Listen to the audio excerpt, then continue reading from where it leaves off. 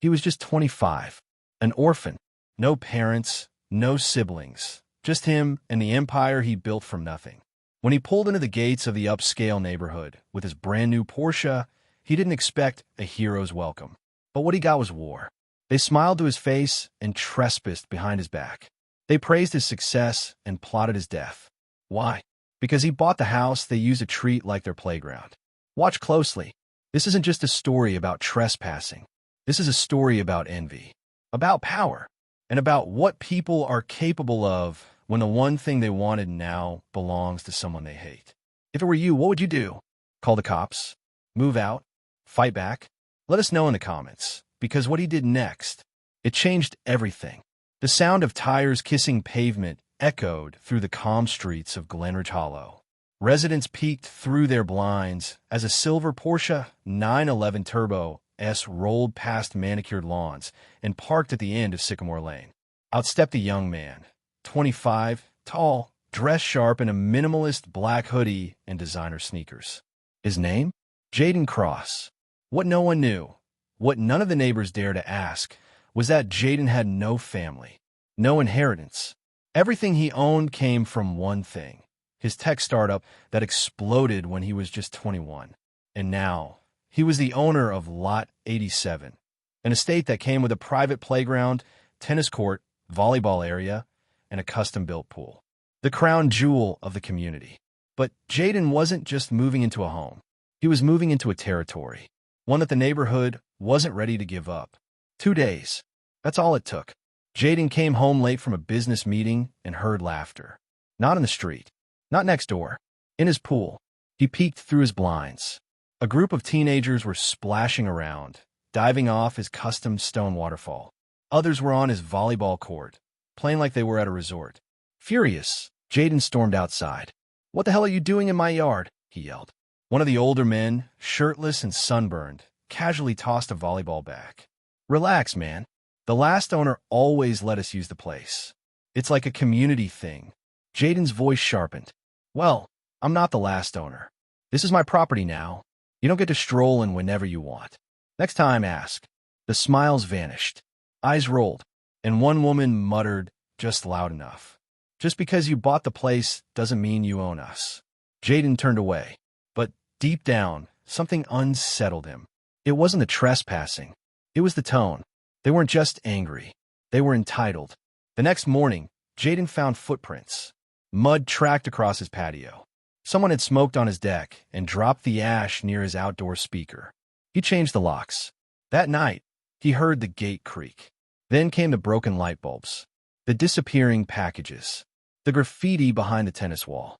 He filed a complaint with the HOA, brought video stills from his new security cameras. Clear faces, names. But at the monthly meeting, the board just smiled politely. "We don't want to escalate anything," the president said. "Glenridge is built on community trust." Jayden stared at them. "You mean you're protecting them?" Silence. One board member, a woman in her 60s, folded her arms. "Maybe if you weren't so aggressive, they wouldn't feel provoked." Jayden stood and left. Days passed, then weeks. Jayden started to feel like a prisoner. He checked cameras more than he checked emails. Slept with one ear open. Until one night, he heard glass shatter. He ran to the back patio. The side window was smashed. Nothing was taken, but everything was violated. Someone had been in his home. He called the police. They showed up. But the moment they saw the HOA paperwork and community access history, they treated it like a neighborly misunderstanding. Jayden was speechless. Even the cops were in on the neighborhood's delusion. So he doubled down, upgraded his security system to night vision, motion-detecting cameras with cloud backup. If no one was going to believe him, he'd get undeniable proof. Then came the night that nearly ended him. Jayden had just returned from the gym, eating dinner in his living room, when a motion alert buzzed his phone. 12:47 a.m. Back garage. He opened the app. What he saw made his blood run cold. 4 figures, hooded, sneaking into his garage. One of them slipped under the Porsche.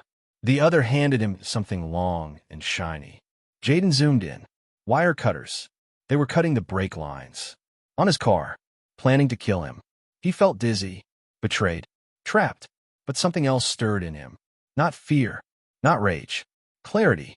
He watched the whole video, all 7 minutes of it, then downloaded every clip, every trespassing, every invasion, every violation.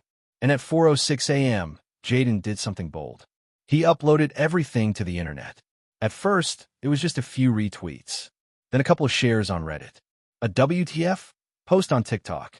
Then it exploded. HOA covers up attempted murder of homeowner. This is why you never trust your neighbors. Rich young orphan almost killed, and nobody cared. Journalists called. Influencers reacted. People from all over the country sent him messages of support and fury. The community that once silenced him now found themselves under a spotlight they couldn't escape. The HOA issued a rushed statement claiming ongoing investigation. But the footage said it all. Jayden's truth was now everyone's truth. But here's the thing. No arrests were made. No charges were filed. And the 4 boys? They vanished. Jayden doesn't sleep much anymore. He keeps a bat by his bed and never parks in the same spot twice. Because when people fail to kill you the first time, they usually come back to finish the job. But by morning, the real detectives got involved.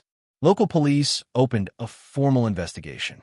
At first, they treated it as trespassing with intent to destroy property. But once they matched the faces in the footage to real names, things escalated fast. One of the suspects, Tyrese Hollins, was already in their system. Just 2 years prior, he was arrested for grand theft auto in a neighboring town. That record made it easy to track him down. Within hours, Tyrese was in custody. And when the other 3, Liam, Carter, and Noah, saw the walls closing in, they folded. The interrogation room lights were hot. Their stories? Inconsistent. Until one of them slipped up. Detective Miles asked again, "Why did you target Jayden Cross? Who put you up to it?" Carter broke. "It wasn't us," he whispered. It was Karen. She said he needed to be put in his place." Detective Miles narrowed his eyes. "Karen who?" "Karen Holloway, the HOA president." The room fell silent. They hadn't just caught 4 reckless teens. They'd uncovered a conspiracy led by the most powerful figure in the neighborhood. A woman who had smiled in HOA meetings, dismissed Jayden's complaints, told him to stop being so aggressive, all while secretly plotting to eliminate him. Within hours, the news went public. Breaking: HOA president accused of orchestrating attempted murder of orphan millionaire Jayden Cross. The story hit national outlets. Karen's mugshot was plastered across TV screens. Neighbors looked at each other in shock or shame. Some claimed they had no idea. Others admitted they'd heard Karen mutter things like, "He's ruining the spirit of this place. That boy doesn't belong here. Money doesn't buy respect." But now the world knew. The HOA wasn't just negligent. They were complicit. Karen was fired from the board the same day, and within 48 hours, arrested for conspiracy to commit attempted murder. Jayden should have felt vindicated, but he didn't. As the days passed and the legal process unfolded, he realized something. Even though the villains were gone, the community remained poisoned. Every face he passed carried a memory of the people who laughed while using his pool, of the HOA members who looked away when he begged for help, of neighbors who watched him suffer and said nothing. The house no longer felt like a home. It felt like a crime scene. So Jayden made a decision. He listed the property for sale. He didn't want revenge. He wanted freedom. It didn't take long. The house hit the market, and everyone noticed. Buyers were curious, then horrified.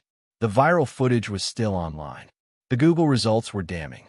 No one wanted to move into a neighborhood that nearly killed its youngest, most successful resident. The property sat for months. Then came the final blow. The state stepped in. Using eminent domain laws, they bought the estate, citing public concern and safety violations. And what did they do with the land? They demolished it. The pool, the courts, the playground, all gone. What was once the heart of Glenridge Hollow was now an empty lot surrounded by silence and shame. The community crumbled. Home values plummeted, and the HOA disbanded. People stopped moving in. Many moved out. And Karen? She's serving a 12-year sentence in a federal facility. Jayden moved across the state, not to a penthouse, not to a gated fortress, but to a quiet, modern home in Brightmoor Hills, a place known for its diverse, welcoming culture. He chose a house with a backyard pool, not to flaunt, but to feel at peace. And from the moment he arrived, everything was different. Neighbors introduced themselves, brought meals, asked about his story, not to judge, but to understand. One woman said, "You belong here. You've been through enough. Let's help you feel safe again." Jayden couldn't believe it. For the first time in years, he felt something real. He felt a home. It didn't stop there. The viral story had made him famous. But now, he became iconic. Brands wanted to work with him. He was offered speaking engagements, ambassador deals, and nonprofit partnerships. He even launched a foundation to support orphaned youth facing discrimination. Jayden started throwing weekend pool parties, not wild raggers, but community gatherings. Old, young, rich, poor, everyone came. Everyone laughed. The pool that once made him a target now brought people together. Then love found him. A young woman from the neighborhood, Layla, a school counselor, had attended one of his community events. They bonded over music, childhood pain, and healing. They dated, quietly. No tabloids, no drama, just long walks, inside jokes, a sense of calm Jayden had never known. 2 years later, they married in that very backyard, surrounded by neighbors who had become family.